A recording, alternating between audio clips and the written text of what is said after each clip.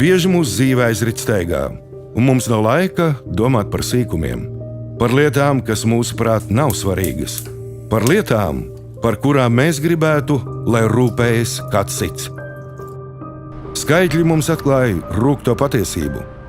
Tie pierāda, ka Latvijā gada laikā katrs izmetam ap 113 kg pārtikas.